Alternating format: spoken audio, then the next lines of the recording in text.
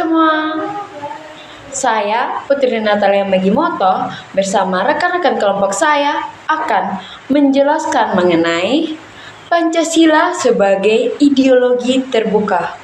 Untuk kita masuk lebih jauh, teman-teman tahu tidak pengertian dari Pancasila sebagai ideologi terbuka? Yang pertama ada pengertian ideologi terbuka.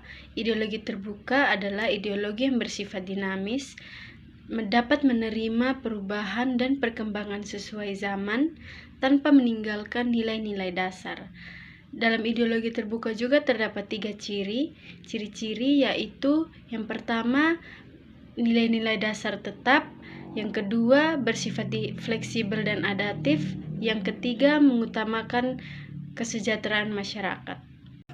Kemudian ada Pancasila sebagai ideologi terbuka. Berarti Pancasila dapat beradaptasi dan berkembang sesuai dengan dinamika zaman tanpa merubah nilai-nilai dasarnya. Nah, sebagai ideologi terbuka juga, Pancasila memiliki beberapa karakteristik sebagai berikut. Yang pertama, bersifat fleksibilitas dan implementasi. Yang kedua, dinamis dan responsif. Dan yang ketiga, bersifat pluralisme dan toleransi. Dan yang keempat, bersifat inklusif.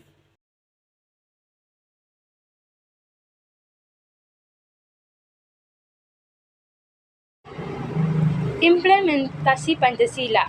Implementasi Pancasila secara singkat mencakup berbagai aspek kehidupan dalam masyarakat Indonesia dan juga ada beberapa contoh implementasi Pancasila sebagai berikut. Yang pertama, pendidikan, yang kedua politik, yang ketiga ekonomi, yang keempat sosial dan budaya, dan yang kelima hukum dan keadilan.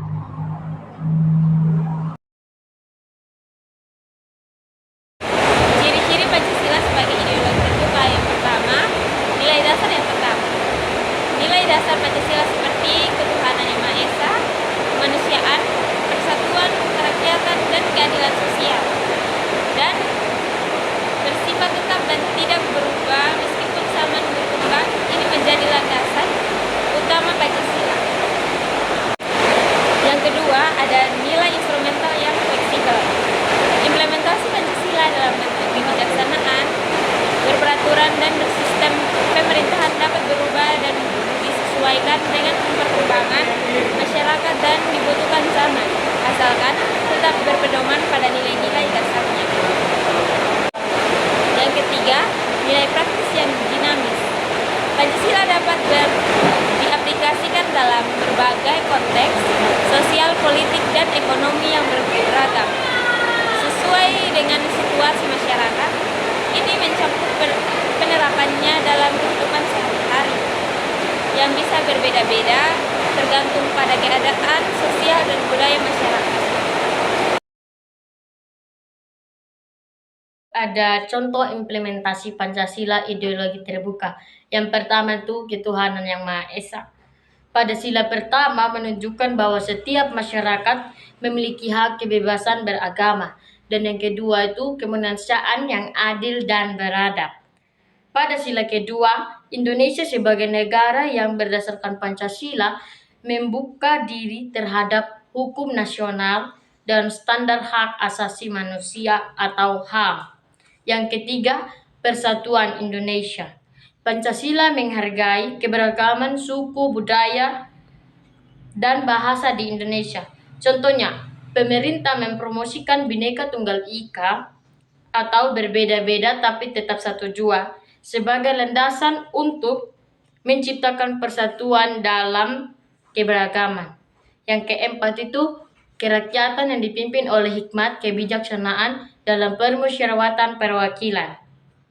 Sila keempat Pancasila mendorong pelaksanaan demokrasi di Indonesia, di mana rakyat memiliki hak asasi untuk memilih pemimpin secara langsung melalui pemilihan umum. Ini mencerminkan keterbukaan terhadap berbagai aspirasi politik dari masyarakat. Yang kelima, keadilan sosial bagi seluruh rakyat Indonesia. Sila kelima Pancasila mendukung pembangunan ekonomi yang berbasis pada kesejahteraan sosial dan gotong royong. Pemerintah terbuka terhadap model ekonomi campuran, di mana sektor swasta berkembang, tetapi tetap ada intervensi negara untuk memastikan. Setelah kita dengar penjelasan dari rekan-rekan saya, kami dapat menyimpulkan bahwa kedudukan Pancasila sebagai ideologi terbuka dapat relevan dengan perkembangan zaman dan beradaptasi di era modern dan dapat memberi dampak-dampak positif untuk masyarakat Indonesia.